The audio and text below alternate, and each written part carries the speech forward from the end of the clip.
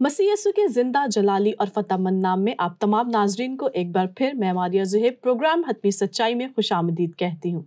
खुदावंद की बेहद शुक्रगुजारी करते हैं आज के दिन के लिए भी, और साथ ही साथ हमेशा की तरह हमारे दरमियान मौजूद हैं जनाब पादरी शफीक कंवल साहब। सर, आज के शो में हम आपको वेलकम करते हैं।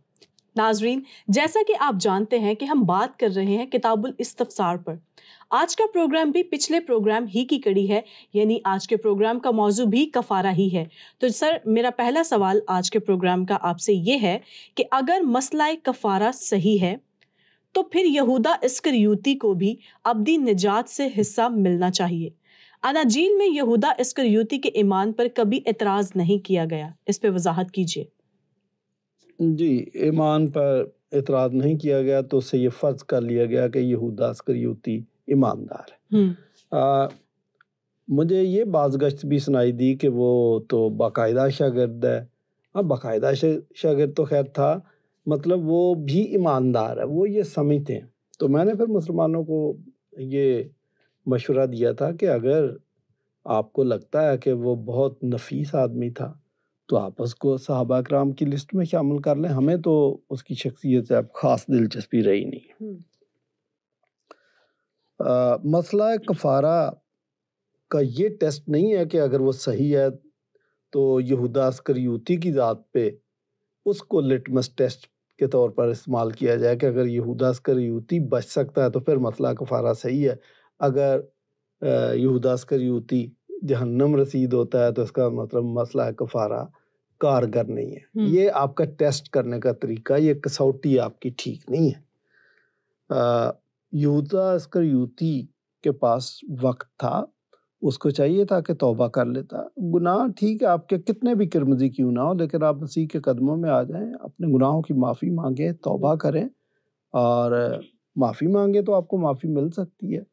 मैं एक मिसाल देता हूँ, ये सिर्फ यहूदा इस्करियोती की बात ही क्यों, अक़वाम आलम की हर शख्स की बात है कि दाता दरबार पर चावल मुफ्त में बंटते हैं, आपको पता है जी। लेकिन मुफ्त में बंटने का ये मतलब नहीं है कि हर शख्स को मिल जाते हैं। वो चावल उसको मिलेंगे जो वहाँ जाकर लाइन में लगेगा। यहूदा इस्करियोती उस लाइन में नहीं लगा कि अपने गुनाहों की माफ़ी मांगता। वो जिनसे साजबाज की उनके इर्द गिर्द घूमता रहा, उनका तवाफ करता रहा कि आप मुझे बचाओ, आप मुझे दोबारा से रास्तबाज बना दो। वो गलत जगह पर चला गया था। उसको मसीह के पास आना चाहिए था, मसीह के पास नहीं तो शागिर्दों के पास आ जाता। उसने ये काम नहीं किया बल्कि वो अगर पछताया भी तो पछताने के बाद उसको तौबा करनी चाहिए थी, तौबा नहीं की, उसने फांसी ले ली, खुदकुशी कर ली। तो ये बात मसीही ईमान के खिलाफ थी जो उसने की। ये कहना कि यहूदा इस्करियोती के ईमान पर एतराज़ नहीं किया गया, देखे मसीह यीशु ने तो उसको आगाही बख्श दी थी। उसको ये कहा, बल्कि जब शायरबानी की रस्म का इजरा किया तो मसीह यीशु ने ये बात वाज़े कर दी कि हमारे पास हमारे साथ एक ऐसा शख्स है जो मेरे साथ तबाक में हाथ डाल रहा है और वो मुझे पकड़वाएगा। आप मुझे बताएं कि ये आप इसको एतराज़ भी कह सकते हैं, आगाही भी कह सकते हैं। और अगर वो काम करने के बाद कहा जाता तो फिर तो वाकई एतराज़, मैं कहता हूँ ये आगाही थी जो एतराज़ से भी बेहतर है कि आप बचत कर लो। आपको पता है कि पतरस ने गलती की तो उसको मसीह यीशु ने आगाही दे दी थी, उसने अपने आप को दुरुस्त कर लिया था, उसने अपने आप को ठीक कर लिया, इसलिए वो रसूलों की लिस्ट में शामिल रहा। तो ये रसूलों की लिस्ट से निकल गए थे, बिल्कुल। अच्छा, अब आप देखें कि उसको मसीह यीशु ने कहा तो उसने कौन सा उसका नोटिस लिया, उसने अपनी ज़िंदगी को नहीं बदला और वो अपने उसी काम पे लगा रहा। अब मैं यहाँ पर नाज़रीन को ये भी बताना चाहता हूँ कि सिर्फ यहूदा इस्करियोती की बात नहीं है, ये जो आगाही वाला काम है ये तो खुदा ने आदम को भी आगाही दे दी कि जिस दिन तूने ये फल खाया तू मरा। इवन काइन को भी आगाही दी गई कि देख गुनाह तेरे दरवाजे पे दबका बैठा है और तेरा मुश्ताक है पर तू उस पर गालिब है। मैं कहता हूँ कि पूरी दुनिया के लिए खुदा ने आगाही रखी। ये जो बाइबल में 613 कवानीन है, ये आगाही है। तो खुदा तो आगाही दे रहा है, 10 अहकाम जो है वो भी आगाही है कि तू कत्ल ना करना, तू चोरी ना करना, झूठी गवाही ना देना, ये आगाही तो है। تو حضرت انسان اس آگاہی کو سمجھتا کب ہے؟ وہ پوری ڈٹائی کے ساتھ اپنے غلط کاموں پہ جٹا رہتا ہے۔ تو یہ کہنا جی کہ مسئلہ کفارہ اسی صورت میں درست ہو سکتا ہے کہ یہودا اسکریوتی جیسا شخص اس سے فیض یاب ہو تو پھر تو ٹھیک ہے۔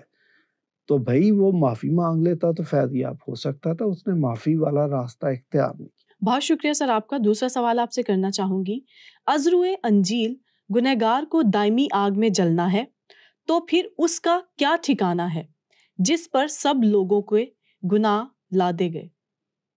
یہ مسیح یسوع کی طرف اشارہ ہے کہ سارے گناہ اس پر لادے ہوئے تھے۔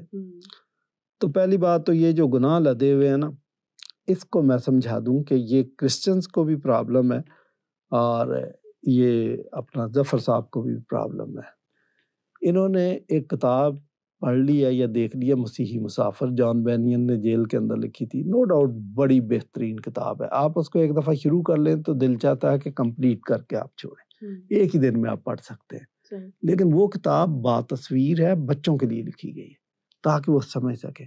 اب اس میں جان بینین نے جو کام کیا ہے کہ اس پر جو تصویر ہے مسیحی مسافر ہے، اس کے کمر کے اوپر ایک وہ کیا کہتے ہیں کہ ایک گناہوں کا پلڑا ہے، ایک پوٹلی بندھی ہوئی ہے۔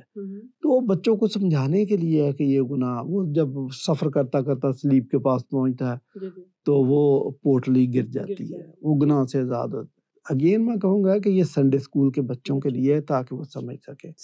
اچھا، تو یہ جو پوٹلی گناہوں کی کسی کے اوپر لدی ہونا، یہ میٹافوریکل ہے۔ اس کا مطلب ہے کہ انسان گناہ کے بوجھ میں دبا ہوا ہے، بوجھ تلے دبا ہوا ہے۔ تو اب آپ نے سوال پوچھ لیا کہ مسیح یسوع پر تو پوری دنیا کے گناہ لادے ہوئے تھے، تو یہ مسیحی مسافر والا سمجھ رہے ہیں کہ اس کے اوپر بھی بوجھ لدا ہوا تھا، تو اس کا مطلب وہ بوجھ تو اس کے ساتھ ہی ہے، وہ گناہ ہے، تو یہ تو جائے گا دوزخ میں۔ پھر اگر گناہ گار کا ٹھکانہ دوزخ ہی ہے۔ یہ بات تو درست ہے کہ ہم یہ مانتے ہیں کہ گناہ گار کا ٹھکانہ دوزخ ہے، لیکن مسیح یسوع کے اوپر اگر آپ نے وہ پوٹلی رکھی ہوئی ہے تو یہ میٹافوریکل ہے، سچ مچ پوٹلی باندھ کے نہیں رکھی ہوئی۔ وہ تو بے گناہ تھا، وہ تو بے عیب تھا، اور یہی اس کی کوالیفیکیشن تھی، اس کے بے عیب ہونے کی وجہ سے اس نے کفارہ لیا۔ اب اس کا یہ مطلب نہیں ہے کہ وہ پوٹلی ریئل میں باندھ کے اس کے اوپر رکھی، اس کا مطلب تھا کہ ان گناہوں کی جو سزا تھی وہ مسیح یسوع کو دی گئی، اور وہ صلیبی موت تھی، اور یہ کفارے کی موت تھی۔ اس بات کو آپ سمجھے، وہ سمجھتے نہیں ہیں۔ تو مسیح کا تو سوال ہی پیدا نہیں ہوتا کہ وہ دوزخ میں جائیں، وہ تو ایمان کے بانی ہیں۔ آپ کو بات نہیں سمجھ آتی، وہ ہمارے ایمان کے بانی ہیں، اور وہ تو سرخرو ہیں کفارہ دینے کے بعد۔ یہ بات ہے۔ بہت شکریہ۔ ایک اور سوال، اگر کفارہ درست ہے تو پھر نیکی کی کوئی حاجت نہیں؟ پلیز۔ کفارہ تو درست ہے، ہم تو یہ برملا کہہ رہے ہیں، اور مسیحیت کا تو میں کہتا ہوں ریڑھ کی ہڈی ہے کفارے کا نظریہ، اور یہ کہنا کہ اگر کفارہ دے دیا تو پھر نیکی کی کوئی حاجت نہیں، یہ سمجھ رہے ہیں کہ کفارہ دینے کے بعد یا کفارے سے فیض یاب ہونے کے بعد ہمیں نیک مال کی ضرورت نہیں ہے۔ تو دوسری بات، پھر جو بات وہ کہہ نہیں رہے لیکن ان کے لاشعور میں یہ بات ہے کہ کفارے سے فیض یاب ہونے کے بعد آپ کو کھلی چھٹی کہ آپ جو مرضی کریں۔ نیکی نہ کرنے کا مطلب ہے کہ غلط کام آپ کرتے جائیں۔ کبھی بھی کسی کرسچن سکالر نے، کبھی کسی کرسچن تھیالوجین نے یہ نہیں کہا کہ ہمارا کفارہ، ہماری نجات جو ہے اس لائسنس ٹو کل، یا اس لائسنس ٹو سن، یا اس لائسنس ٹو ڈو اڈلٹری، یہ کبھی کسی نے نہیں کہا، اور نہ ایسا ہے۔ یہ ان کی بھی غلط فہمی ہے۔ بائبل واشگاف الفاظ میں کہتی ہے کہ انسان کو نیک اعمال کے لیے خلق کیا گیا ہے، تو ہم سے ایکسپیکٹ کیے جاتے ہیں۔ آپ کو پتہ ہے کہ انجیر کا درخت جس میں پھل نہیں تھا، پتے بڑے خوبصورت تھے، اس پر مسیح نے لعنت کی، تو اس درخت سے کوئی پرخاش نہیں تھی۔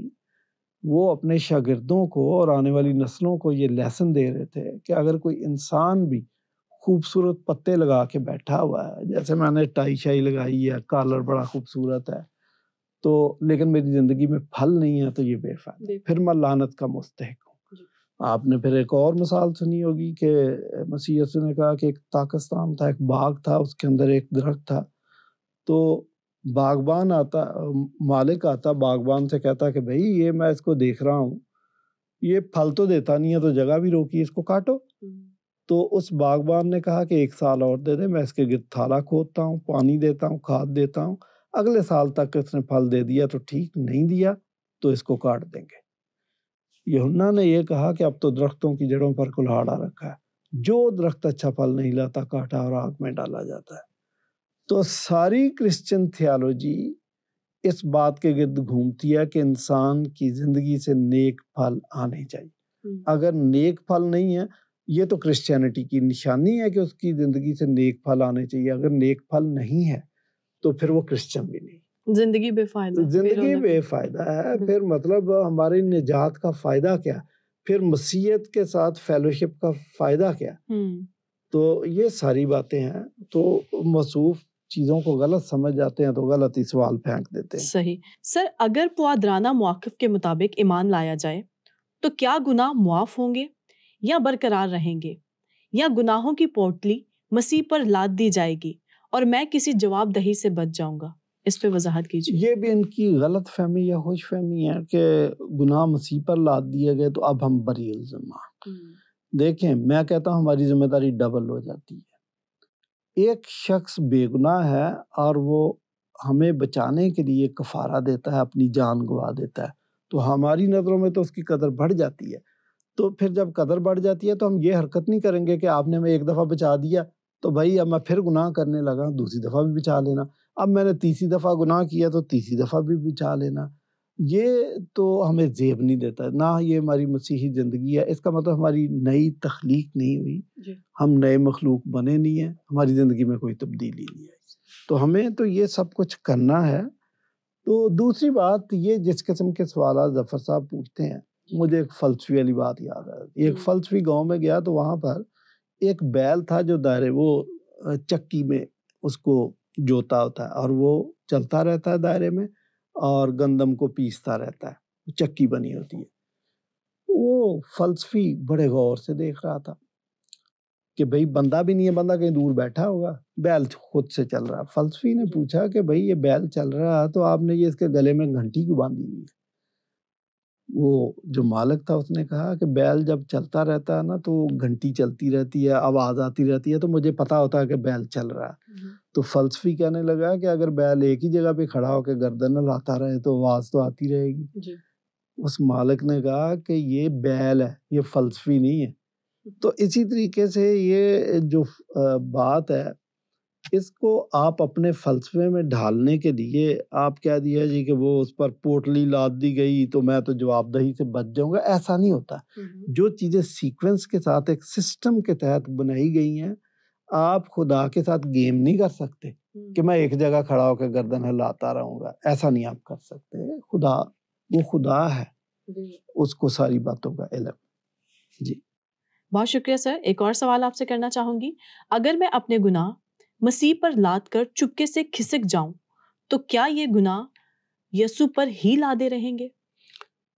پہلی بات تو یہ ہے کہ وہ مسیحی مسافر والی بات جو ہے نا، وہ ان کے دماغوں سے نہیں نکلتی۔ میں نے کہا وہ بات تصویر بچوں کے لیے بنائی گئی۔ اچھا، کچھ چیزیں میٹافوریکل سینس میں ان کے مفہوم کو تو سمجھنا ہوتا ہے لیکن ان کو لٹرل نہیں لینا ہوتا ہے۔ میں یہ کرسچن سے بھی یہ مطالبہ کرتا ہوں کہ چیزوں کی تفسیر درست طریقے سے کیا کریں اور درست طریقے سے سمجھا کریں۔ پہلے میں اس پہ آتا ہوں لیکن میں پہلے آپ کو کرسچنز کا ایک اور کام بتا دوں کہ وہ تفسیر کیسے کرتے ہیں۔ حقوق کی کتاب میں لکھا ہے کہ اے خدا تو بدی کو دیکھ نہیں سکتا۔ اب ہمارے جو سپیکر ہیں انہوں نے کیسے فٹ کیا، وہ جب کلمے بولتے ہیں مبارک جمعے والے دن تو وہ کہتے ہیں کہ دیکھو خدا تو بدی کو دیکھ نہیں سکتا۔ اب دو چیزوں کو دیکھیں کیسا فٹ کر رہے ہیں، مسیحی مسافر والی اس تصویر کو کہ مسیح پر پوری دنیا کے گناہ لدے ہوئے تھے، خدا بدی کو دیکھ نہیں سکتا، خدا نے منہ پھیر لیا، اور یسوع مسیح نے کہا اے میرے خدا تو نے مجھے کیوں چھوڑ دیا۔ انتہائی نامعقول تفسیر۔ پہلی بات کہ وہ جو بات ہے کہ گناہ لدے ہوئے تھے، اس کا مطلب اس گناہ کی سزا مسیح یسوع کو دی گئی، ٹھیک ہے، اس کو اس طرح سمجھنا۔ اور جو حبقوق کہتا ہے کہ اے خدا تو بدی کو دیکھ نہیں سکتا، اس کا یہ مطلب نہیں ہے کہ وہ بدی کو دیکھ نہیں سکتا. اس کا مطلب ہے کہ اے خدا تو بدی کو برداشت نہیں کر سکتا. وہ تو خدا سے گلہ کر رہا ہے کہ تو بدی کو برداشت نہیں کر سکتا. اور یہ معاشرے کے اندر کیا ہو رہا ہے؟ ناانصافی ہو رہی ہے، جھوٹ بولا جا رہا ہے، قتل ہو رہے ہیں، یہ ہو رہا ہے، وہ ہو رہا ہے. یہ بات کر رہا ہے. اگر ہم یہ تفسیر مان لے کہ خدا بدی کو دیکھ نہیں سکتا تو پھر تو کوئی بھی گناہ گار اس کو کھلی چھٹی ہے. قیامت والے دن وہ یہ خدا کو کہہ دے گا کہ بھائی ٹھیک ہے، میں ATM میں گھسا تھا اور میں نے مشین توڑ دی تھی اور پیسوں کو ہاتھ ڈالا تھا، لیکن جب تو نے منہ پھیر لیا تھا تو میرا ضمیر جاگ گیا تھا، میں نے تو پیسے واپس رکھ دیے تھے، چوری نہیں میں نے کی تھی. قتل والا بھی یہ کہے گا مجھ پہ تو الزام ہے، میں گولی چلانے لگا تھا لیکن اے خدا تو نے تو منہ اپنا پھیر لیا تھا تو میرا ضمیر جاگ گیا تھا، میں نے گولی نہیں چلائی تھی. زناکار بھی یہی بولے گا کہ خدا جب تو میں نے دیکھا تھا ٹھیک ہے میں گناہ کرنے کے زنا کرنے کے در پہ تھا، لیکن جب تو نے منہ پھیرا تو عین اس وقت میرا ضمیر جاگ گیا تو میں نے تو اس لڑکی کو کہا تو میری بہن ہے. لوگ یہ کون سی کہانی ہوئی؟ خدا اگر بدی کو دیکھ نہیں سکتا تو یہ نظام کیسے چل رہا ہے؟ اس کی آنکھیں بنی نوع انسان کو تاڑتی رہتے ہیں. وہ لکھا وہ دنیا کی سیر کرتا ہے، اس کو الیکٹران اور ایٹم کی سٹرکچر کا پتہ وہ اس کو دیکھ سکتا ہے. آپ کہتے ہیں کہ خدا کو پتہ ہی نہیں. یہ کائنات ایک منظم انتظام کے تحت چل رہی ہے، خدا دیکھ رہا ہے، ایسے تھوڑی چل رہی ہے. تو یہ والی بات بھی کہ یسوع پر ہی گناہ لدے رہ جائیں گے تو میں تو چپکے سے کھسک جاؤں گا، نہیں. دراصل یہ کہنا چاہ رہے ہیں کہ مسیحی تصور جو ہے کفارے کا یہ ناقص ہے اور ہم خدا کو جل دے دیں گے، خدا کی نظروں میں دھول جھونک دیں گے اور خدا کو پتہ بھی نہیں چلے گا، وہ ہمیں راست بازی سمجھ لے گا. ایسا نہیں ہو سکتا. امثال 29 باب کی پہلی آیت میں لکھا ہے کہ جو شخص بار بار تنبیہ پا کر گردن کشی کرتا ہے ناگہان برباد کیا جائے گا اور اس کا کوئی چارہ نہ ہوگا. زبور کے اندر لکھا ہے کہ خداوند متواتر گناہ کرنے والے کی بالدار کھوپڑی کو چیر ڈالے گا. آپ کہاں کی سوچ کے بیٹھے ہوئے ہیں؟ خدا ہے جو اس کائنات کا نظام چلا رہا ہے، اس نے اکاؤنٹیبلٹی کرنی ہے. تو آپ ذہن میں سوچ کے بیٹھے ہیں کہ ہم اس کی آنکھوں میں دھول جھونک دیں گے؟ ایسا نہیں ہو سکتا. بالکل. اچھا سر، ایک اور سوال کہ لازر اور امیر آدمی والی تمثیل سے واضح ہو جاتا ہے کہ صرف غریب لوگ ہی نجات حاصل کرنے کے حقدار ہیں اور امیر تو امید ہی نہیں رکھ سکتا. ہاں، یہ غالباً ادھر بھی اشارہ کر رہے ہیں. مسیح یسوع نے کہا کہ اونٹ تو سوئی کے ناکے میں سے گزر سکتا ہے لیکن امیر آدمی نہیں گزر سکتا، خدا کی بادشاہت میں داخل نہیں ہو سکتا. لازر اور امیر آدمی والی تمثیل میں تو ہے ایسا. ہم نے پڑھا کہ غریب آدمی ابراہیم کی گود میں جاتا ہے اور امیر آدمی دوزخ میں جاتا ہے. وہ ساری کہانی آپ کو پتہ ہے. لیکن آپ دیکھیں کہ آپ نے اس سے یہ اندازہ لگا لیا، دوسرا مسیح یسوع نے وہ جو مثل کہی، آپ نے دونوں باتوں سے یہ اندازہ لگا لیا کہ امیر آدمی کے ساتھ خدا واسطے کا بیر ہے. ایسا نہیں ہے. وہ امیر آدمی جس کے دروازے پر لازر تھا، لکھا ہے کہ کتے آ کر اس کے ناسور چاٹتے تھے. اس شخص نے اس کو روزانہ دیکھتا ہوگا، اس نے کبھی یہ نہیں سوچا ہوگا کہ میں اس کا علاج معالجہ کرا دوں، اس کو ہاسپٹلائز کروں. ٹھیک ہے، اس نے کبھی یہ نہیں کیا. یہی اس کی نیگلیجنس تھی. آپ جانتے ہیں کہ نیک سامری والے معاملے میں 2 لوگ جو نامور شخصیات تھیں وہ زخمی شخص کو دیکھ کے کترا کے گزر گئے. ٹھیک ہے، لیکن جو نیک سامری تھا، سامری وہ لوگ ہوتے ہیں جن سے یہ نفرت کرتے تھے. یہودی سمجھتے تھے یہ تو کسی کھاتے کے لوگ نہیں ہیں، 3rd کلاس لوگ ہیں، ہم اعلیٰ نسل کے لوگ ہیں. لیکن اسی سامری نے اس کی خبرگیری کی، اس کو اٹھا کے اپنے گدھے پہ لادا اور جا کے ہاسپٹلائز کیا اور ان کو پیسے بھی دیے علاج معالجے کے لیے اور کہا کہ اس کا علاج کرو، واپس آتا ہوں اور بھی کچھ بنے تو میں دے دوں گا. تو بات یہ ہے کہ کوئی آدمی اگر حقوق العباد میں کوتاہی نہیں کرتا تو خدا کو اس سے کوئی دشمنی نہیں ہے.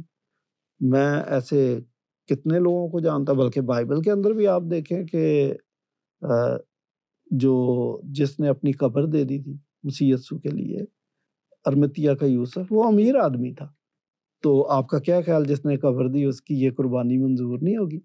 اور جس نے 50 کلو مسالہ دے دیا، وہ قیمتی مسالہ تھا، وہ امیر آدمی تھا۔ اچھا، تو امیر آدمی سے کوئی پرخاش نہیں ہے۔ یہ جو کیا کہتے ہیں فورڈ کمپنی کا مالک، یہ دے یقی دیتا تھا۔ دے یقی کا مطلب اپنی آمدنی کا 10% خدا کی راہ میں۔ اس نے آہستہ آہستہ 90% خدا کو دینا شروع کر دیا، 10% خود رکھتا تھا، اس کے باوجود وہ بہت امیر آدمی تھا۔ تو آپ کیا سمجھتے ہیں کہ اگر آپ خدا کی راہ میں کام کرتے ہیں، حقوق العباد کا خیال رکھتے ہیں، تو خدا زبردستی آپ کے ساتھ دشمنی کرے گا؟ نہیں۔ جو امیر آدمی کا عمومی رویہ وہ یہ ہے کہ وہ انسانوں کا خیال نہیں رکھتا، اس میں اکڑ ہوتی ہے اور وہ کسی کی مدد کرنا پسند نہیں کرتا۔ دوسری مثال بائبل میں ہے، ایک امیر آدمی تھا، اس کا مال بہت ہوا تو اس نے یہ نہیں کہا کہ مال بہت ہو گیا تو میں غریبوں کی مدد کروں، جو بھوکے ہیں ان کو کھانا کھلاؤں۔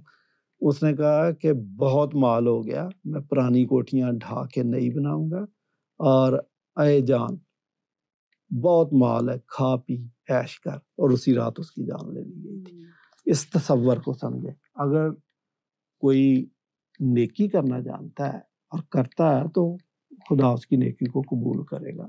البتہ جو بات بڑی واضح ہے کہ مسیح یسوع نے جو خوشخبری سنائی تھی، وہ سب سے پہلے کہا کہ غریبوں کو خوشخبری سنا دو۔ تو یہ دنیا کا پہلا شخص ہے جس نے غریبوں کے لیے آواز اٹھائی، ورنہ لوگ تو پراپیگنڈا جو کرتے ہیں یا ساز باز امیروں کے ساتھ کرتے ہیں، امیروں کے حقوق کی بات کرتے ہیں۔ تو بائبل غریبوں کے حقوق کے لیے بھی آواز بلند کرتی ہے، لیکن امیروں سے بھی کوئی پرخاش نہیں ہے، تا وقت کہ وہ اپنے انسانی حقوق کا خیال رکھے۔ صحیح۔ اچھا بھائی صاحب، اگر کفارہ درست ہے تو پھر رحم کہاں ہے؟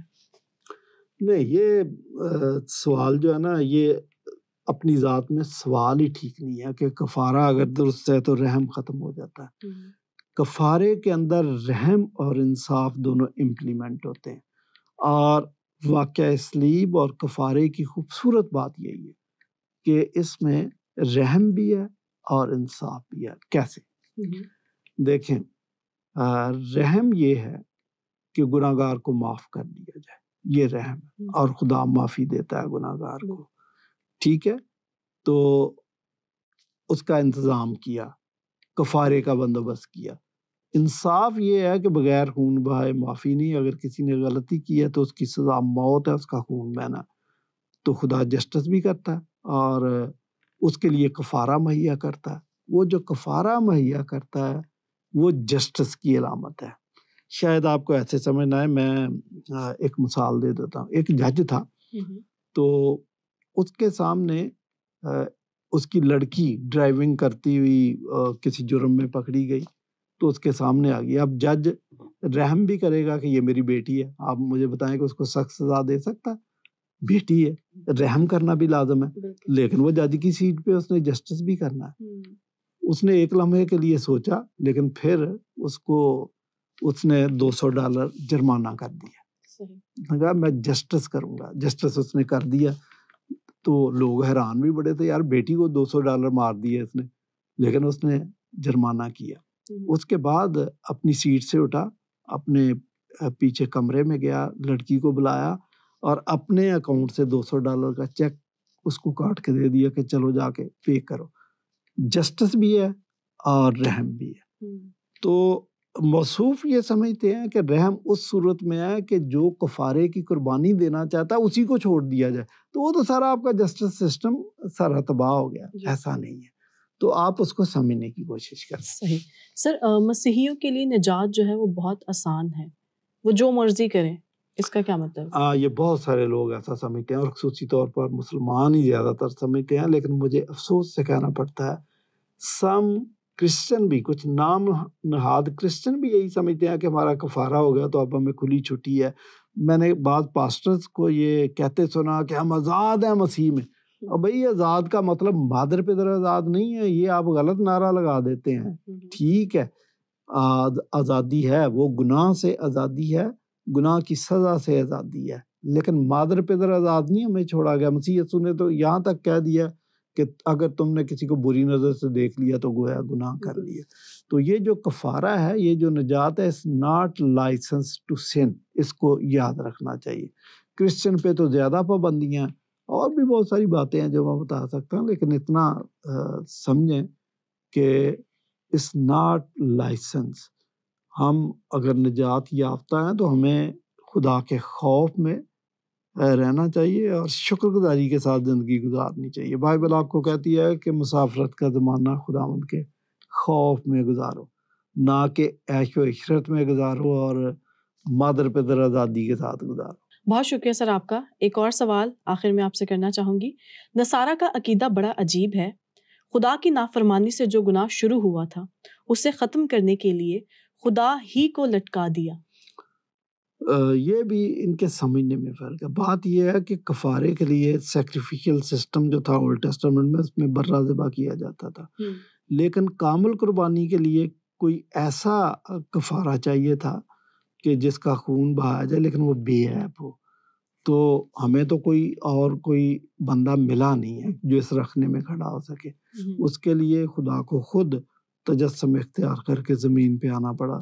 تو بیٹا جو تھا وہ آ گیا، اس لیے اس نے کفارہ دیا کہ اس کے علاوہ کوئی آپشن نہیں، کوئی بندہ ہے نہیں ہے جو پائیدار قربانی. وہ زندہ قربانی بھی ہے، معقول قربانی بھی ہے اور پائیدار قربانی بھی ہے، اس وجہ سے دی ہے.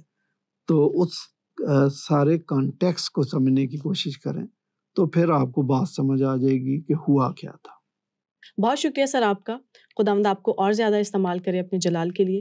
ناظرین آپ کا بھی بہت شکریہ. یقیناً آپ نے آج کے پروگرام سے برکت پائی ہوگی.